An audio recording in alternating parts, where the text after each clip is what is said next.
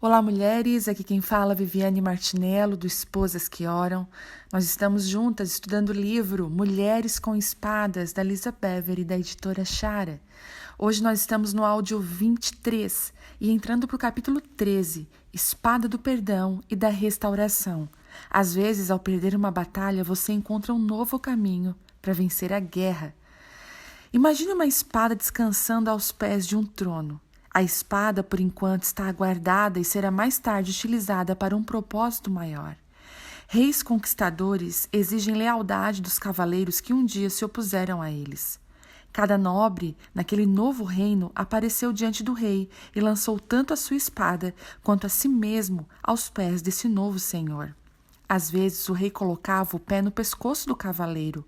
Com essa postura, o cavaleiro fazia um juramento de lealdade a esse novo mestre antes de ter a sua espada de volta. Neste capítulo, temos a oportunidade de avaliar nossas motivações.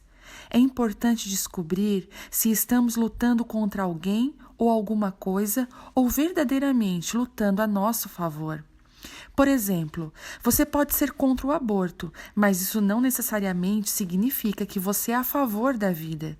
Uma coisa é segurar placas em uma clínica de aborto e outra totalmente diferente é abrir o coração e a casa para uma mãe solteira ou uma criança rejeitada.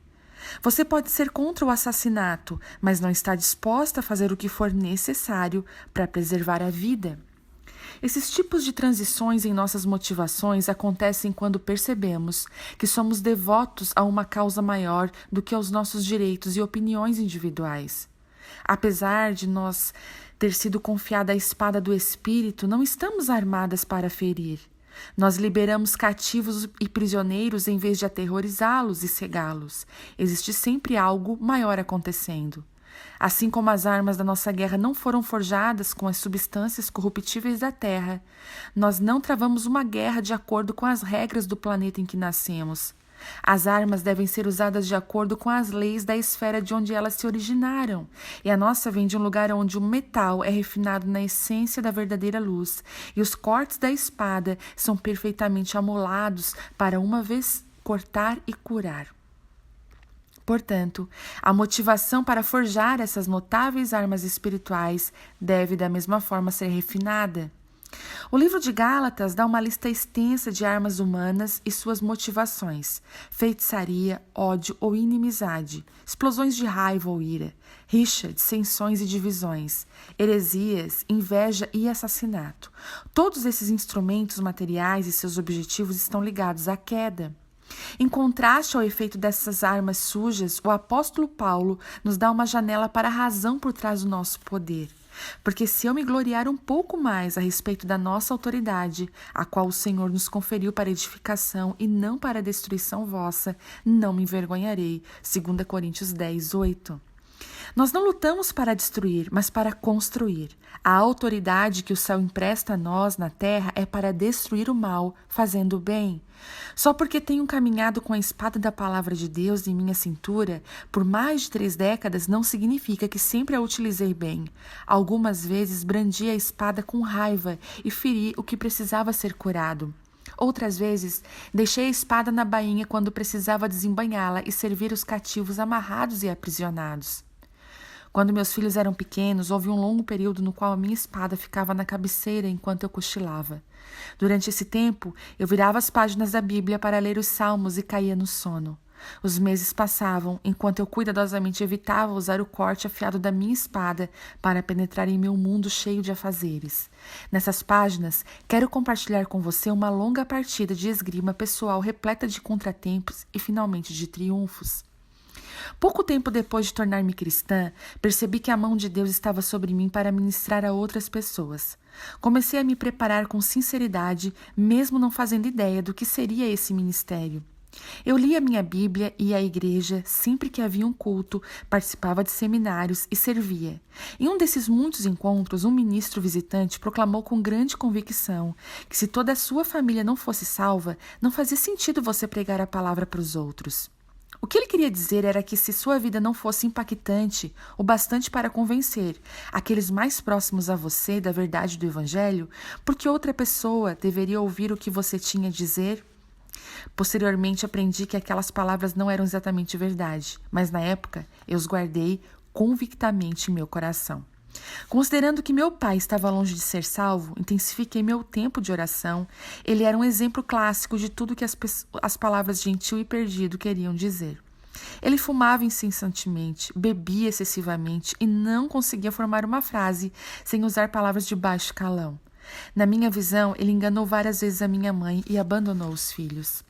John e eu estávamos morando em Dallas e na primeira vez que papai nos visitou, eu o arrastei para a igreja.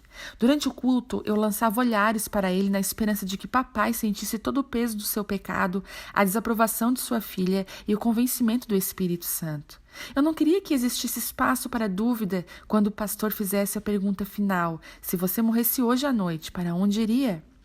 Eu achava que, no mínimo, meu pai iria curvar a cabeça em contemplação, mas, em vez disso, ele olhou novamente para o ministro como se dissesse de forma provocativa: eu estou indo direto para o inferno e você pode ir para lá também.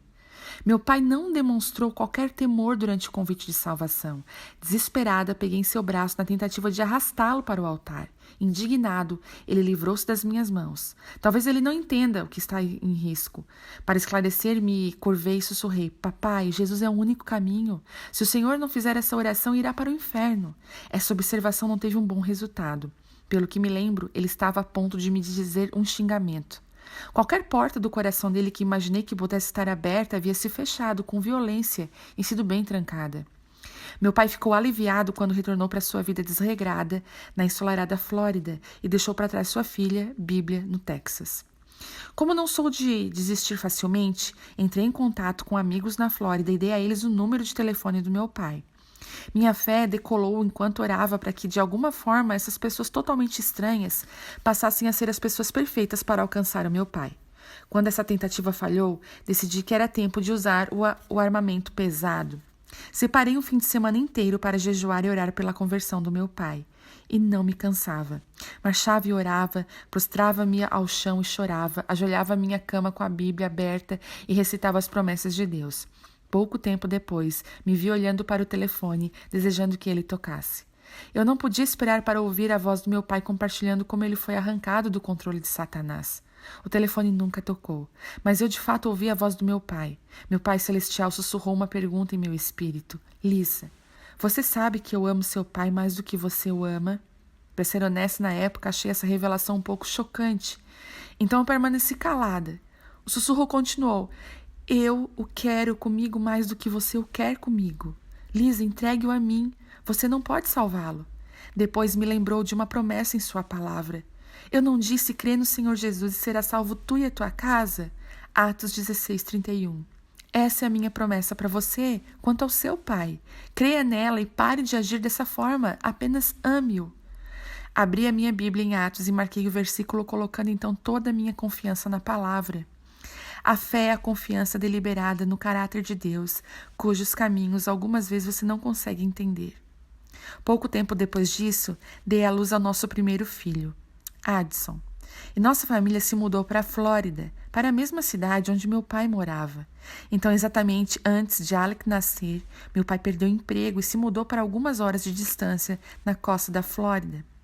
Ele esperava ter um recomeço, mas encontrar um novo emprego era difícil para um homem da sua idade.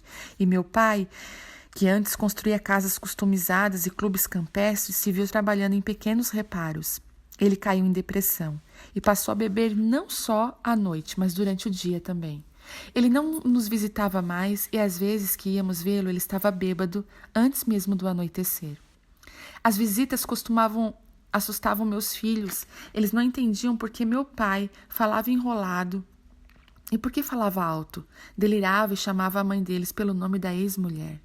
Então, em um mês de dezembro, tudo mudou. No dia seguinte, ao Natal, caminhamos até a entrada de trás do apartamento que meu pai dividia com sua namorada. Nós esperávamos encontrá-lo sentado na varanda dos fundos, mas em vez disso, encontramos um recado escrito na porta de vidro deslizante. Em letras compridas e finas, ele dizia: desculpe, tem outros planos. O recado estava endereçado a qualquer pessoa e não havia assinatura. Nós havíamos ligado e confirmado a visita mais uma vez, bem antes de deixarmos a nossa casa e dirigirmos por várias horas. Outros planos. Fiquei paralisada.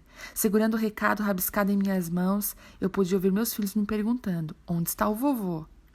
Olhando para a praia que se estendia diante de nós, eu o imaginei rindo à distância. Eu não sabia o que dizer. John respondeu aos meninos enquanto os conduzíamos de volta para o carro. Eu estava arrasada e envergonhada. Pedi desculpas repetidamente a John e aos meninos. Então chorei durante todo o caminho de volta para casa. Os pais de John nunca pensariam em fugir para um bar, especialmente se soubessem que seus filhos e netos iriam visitá-los. 5 horas é muito tempo para se passar sentado em um carro, especialmente quando o motivo da viagem nunca aconteceu, e a mãe chorou durante todo o trajeto. Os 2 meninos que conseguiam me ver dos seus assentos encostaram em mim e ofereceram apoio de uma forma pergunta: tudo bem, mamãe? Está tudo bem? Tentei parecer forte, mas eu não estava bem. No dia seguinte, John viajou para a Suíça e, após tê-lo deixado no aeroporto, voltei para casa. Deixei os meninos entretidos em algo, coloquei alguns louvores e me deitei no chão para orar e fazer algumas perguntas para Deus. Por que meu pai não me ama? Por que ele não queria estar com meus filhos quando sua promessa vai se cumprir? Eu chorei em cima do tapete e, de repente, comecei a entender. Eu era órfã. Meu pai não tinha partido, ele simplesmente não se importava, ele não queria nada comigo. Eu dei voz aos meus pensamentos e dei lugar às minhas lágrimas, mas assim que comecei a chorar, ouvi o que poderia apenas ser descrito como Deus dando uma risada.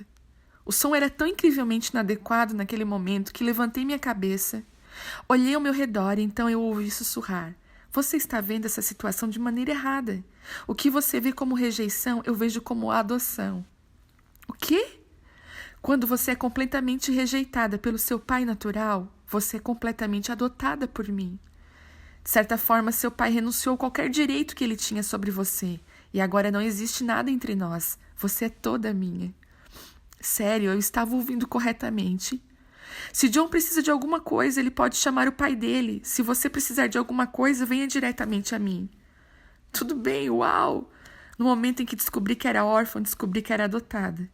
Eu tinha muita certeza de que Deus estava animado por compartilhar isso comigo. Eu me vi rindo diante da maravilha desta revelação. Eu enxuguei as lágrimas, levantei-me e ergui as mãos em adoração. Apenas um pai bom e verdadeiro se importaria comigo dessa maneira. A partir daquele momento, passei a não esperar nada do meu pai. Ele não me devia nada, nenhuma visita, aprovação, amor, presentes ou até palavras gentis. Pouco tempo depois de ter tido essa revelação, nossa família se mudou da Flórida para o Colorado, e as visitas do meu pai se tornaram cada vez menos frequentes. Devido às intensas bebedeiras, eu não me sentia mais segura quando ia vê-lo. Antes de finalmente deixarmos o estado, convidei-o para vir à nossa casa e se despedir de nós. Ele recusou categoricamente. Então deixei a Flórida, ainda me agarrando à promessa de Deus, que meu pai seria salvo. Mulheres, durante a leitura desse áudio, eu me emocionei tanto, porque de certa forma não é só a história da Lisa, mas é a minha história também, e eu creio que é a história de muitas mulheres que tiveram a paternidade tão ferida e não tiveram uma referência de pai. Talvez a primeira rejeição que você enfrentou foi dentro da sua casa com o seu pai. E a minha oração hoje é que o seu coração encontre cura durante essa leitura, que você saiba que você é amada, que você é adotada, que você é dele. Eu tomei posse dessa palavra hoje e eu espero que cada uma de vocês também.